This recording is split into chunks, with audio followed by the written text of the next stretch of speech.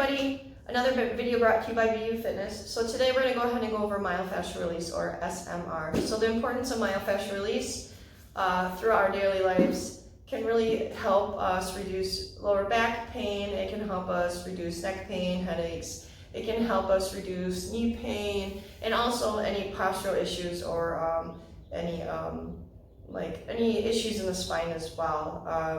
A lot of the times when we sit all day, or if we're not as active, a lot of those muscles will get shortened or become overactive, and it will lengthen the assistant muscles, or the synergist muscles, which are the helper muscles of the primary muscles. So let's say if you're squatting and your knees turn out and you're getting more of a forward lean. That has to do a lot with how tight your calves are, how tight the lateral aspect of your hamstring or the biceps femoris. Their short head gets really tight and can also cause dysfunction or lack of range of motion in your hips. So when that happens, a lot of the muscles, let's say, like if your hip flexors are tight, you'll turn off your glute medius and max to where they're not firing or communicating, or you're not going to be getting that neuromuscular efficiency out of your muscles. So by shutting off the overactive muscles and strengthening the underactive muscles, we can have a better balance in our body, and our body will be in a homeostasis sense. And then we'll be able to build strength better, reduce any form of injury, and reduce any pattern overload. So let's go ahead and go over a couple of techniques today with myofascial release. So I have a couple tools here. I have my foam roller. I have a peanut, which is a lacrosse ball object that's two together, which looks like a peanut. This is really good for releasing your legs, your ankles. It's good for your neck as well. You can also do your thoracic spine, which is from here to here on your back as well. And then we also have a lacrosse ball. These are pretty cheap and affordable. I hand these out to my clients as just part of the package because SMR is just so important. And then we also have another tool is a half foam roll. This is really good for if you want to get foam rolling in, but you're pretty new at it, and it's not as the pressure is not as harsh. You have a little bit more control with it, and you can use this for balancing techniques as well. So it's kind of like a double-edged sort of fun stuff to do with the half foam roll. So I'm going to go ahead and just talk about where to apply it with these two items today, though, and because these are the most used items, I would say, out of my experiences, of course. So we're going to go ahead and take our foam rollers.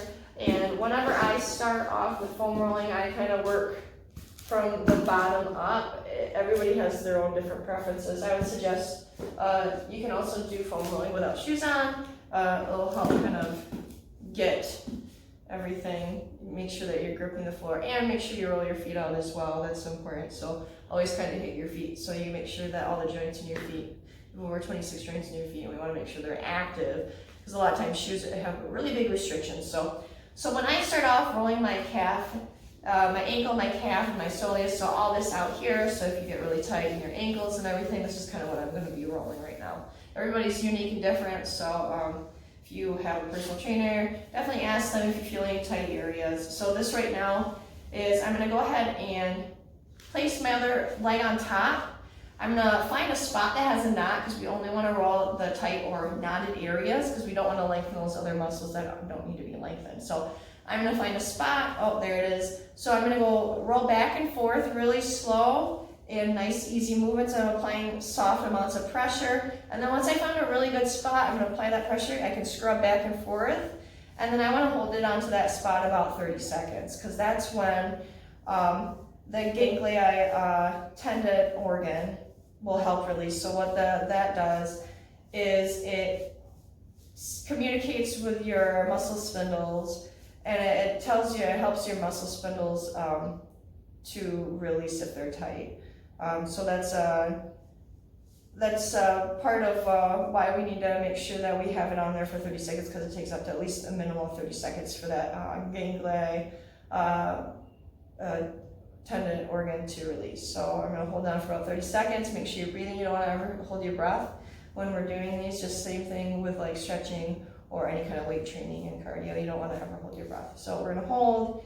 So once I feel it release, I'm gonna move on to a different spot. If I don't feel like it's releasing, I would stay on it for a little bit longer. So once I would be done with my calves, I would move around a little, maybe do a couple of squats, see what's tight, and then I would move it up. So I know that my biceps femoris is tight, so I'm gonna go ahead and hit the lateral aspect of my leg here.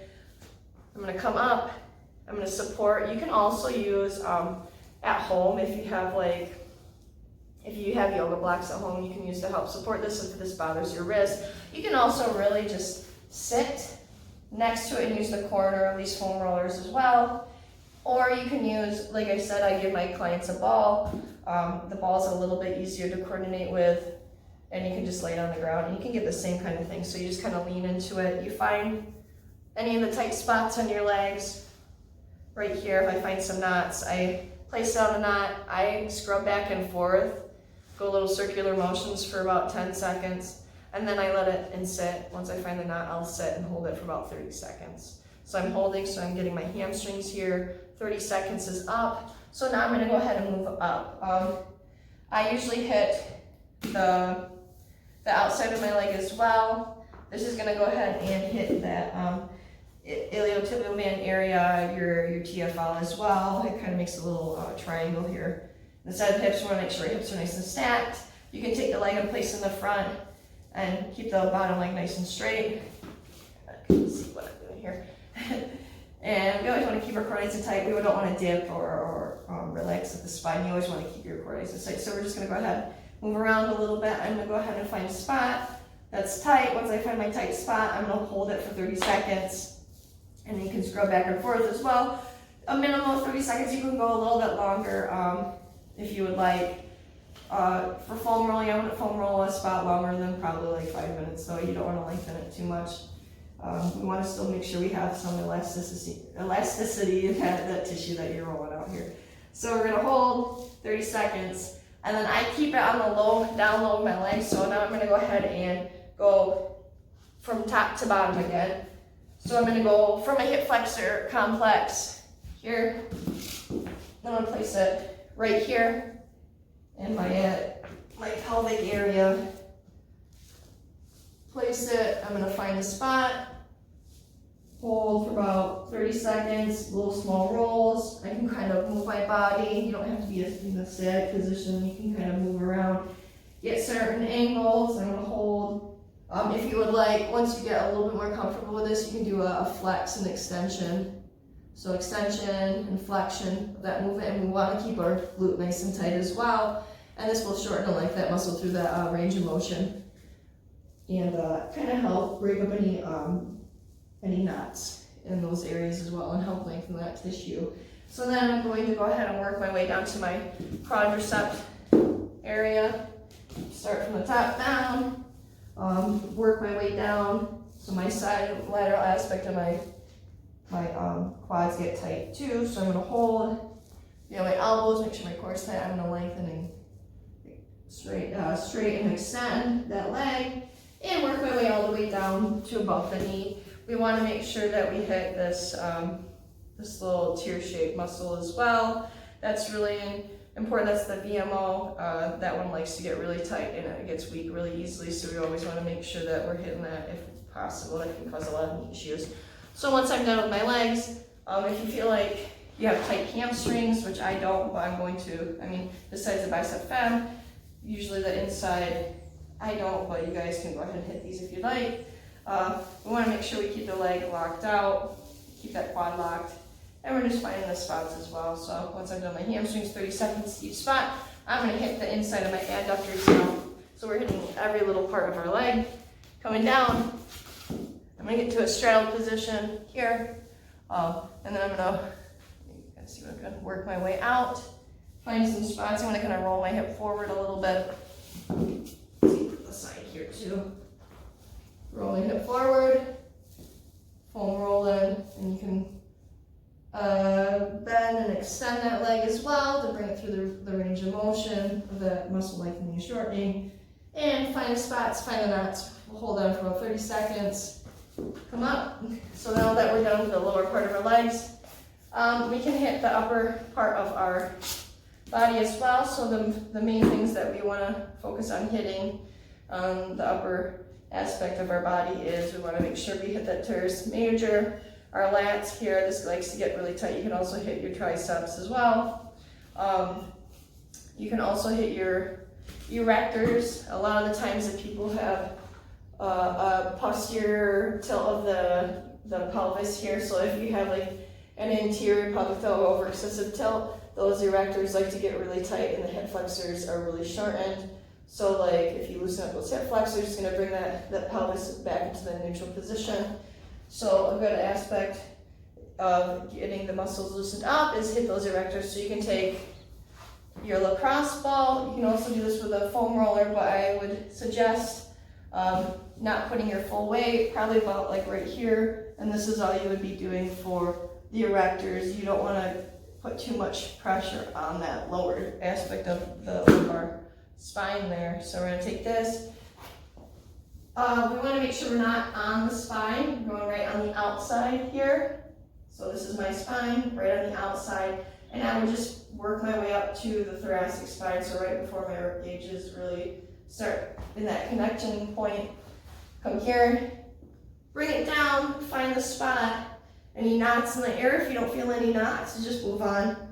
We're going to go ahead and bring up the knee. I'm going to pull that knee in towards my chest, make sure my core is on nice and tight. And then I'm going to take a deep breath out and extend the arms and bring it back in. So this is going to go ahead and put it through that range of motion as well. And make sure the muscles are lengthening and shortening with that ball underneath. So let's go ahead and hit the lats now. So I did my erectors. We're going to go ahead and hit the lats. Coming up, you're going to go ahead and lie down. We're going to extend the arm. If you would like, you can also put a pillow underneath your other arm to help hold it up so you don't have to keep holding your arm up. And we're just going to go ahead and in the armpit area and right underneath it, we're going to go ahead and find any spots that are tight. So right in my armpit area on the outside is pretty tight. So I'm going to go ahead. I would sit and scrub back and forth to get some of the tissue, the fascial tissue to kind of get some blood flow in there, loosen up a little bit, and then I'm going to sit on it for about a minimum of 30 seconds. And then if I want, I can work my way up and go to my triceps here because the triceps like to get tight and pull on the lats as well. So I'm going to go ahead and sit on there for about 30 seconds. And then once I'm done with those two, I can go right to my chest. If you feel like the chest is really good to hit, if you feel like if you sit at a computer desk all day and you're always typing, your shoulders slowly come forward and you have a lot of neck pain, a lot of the times your pectoral major and minor are getting really tight because it's pulling your chest forward and shortening because you're stuck at a computer all day. And then your middle trap and your mid traps get pretty, they'll get weaker. So we want to make sure that we loosen that chest up so it's not pulling our, causing rounded shoulders and pulling our head into that forward position, which a lot of times those cervical flexors will get really weak as well because they're sitting at a desk all day. So we want to make sure that we hit those as well. So you would come up here, take your foam roller or your lacrosse ball. It'd be a lot easier, I feel like, with the chest is to hit the lacrosse ball. You put it right underneath your clavicle, right here, that little bone right here that connects to the shoulder girdle here. We put it right underneath there. You lie down like so. We straddle the leg to apply more pressure onto the chest. I kind of roll around a little bit, find a good spot, and then I extend the arms, or I just kind of roll. I can also bring my arm back like so. That will help open up the chest. I place it to the side. You can bring it out to the side too, and roll that sucker out. So if I did that, you apply it for about 30 seconds, and then you would be done. Come up. If you would like to also, you can do that with the foam roller as well. So you would do the same thing, just find the spot, lie on it, apply it. You can also, for loosening up your neck, this is a good little thing to do. You put it right at the underneath of the beginning of your clavicle here. So this is called, you like spin it. So you spin the ball, so we loop it. You see how I'm twisting it? And then I bring my arm together, so I twist. Twist, and then I open it up and drag the ball with it. So I'm twisting and dragging at the same time. So I'm opening up, twisting, and then I'm pulling and dragging. And what that does, it'll help grab onto some of that tissue and loosen up that neck as well. So you can do the same thing here. Place it in the crick of your neck by those cervical flexors there. I'm twisting, and then I'm gonna look away. And I'm gonna twist while I look away. If you can see that a little bit right there. Come in here, I place, I twist it, make sure my head's not bobbing forward. We don't want it to bob forward, we want it to be in a good, like bring your chin a little bit. And then we twist and look away, and I'm still twisting. So what that does is it hits those, that cervical flexor there, and it helps loosen up that part of your neck as well, because that likes to get really tight and shortened. And so that should reduce some headache or migraines or any like shoulder tightness, because a lot of the times when those traps get tight, those shoulders like to drift up, and then it causes the shortening as well. So that's a little tutorial on foam rolling 101. If you guys have any questions, you can go a little bit deeper with this as well and hit your forearms. You can do twisting on your forearms as well, but the main ones that we want to hit is really the chest. You can also foam roll your back, by the way, your thoracic spine for that forward head position. So what you would do is you put it, for women it'd be like above or below the brow strap, but for men it would be like right in the middle of the shoulder blades. And we want to support our neck, come up, roll back and forth a little bit. You don't want to go too far below the lumbar spine, which is when this curve starts happening in your lower back, because we don't want to put too much pressure on those discs there. So we bring the hips up. You can keep your hips down if it's a little bit too hard. So you just want to do little rolls. We don't want to tuck the chin in. You want to have a pretty good space, and you want to support the head. You can also wrap around, pull the shoulders in together to help open that chest or the back up a little bit more to get into those spots a little bit more there. So that's hitting the rhomboids, that's hitting the mid-trap, that's hitting parts of your shoulder girdle there as well. So that's our foam rolling 101 today. I'm tying my shoe here. If you have any questions, comments, concerns, please message me and let me know. I suggest doing foam rolling as much as you can.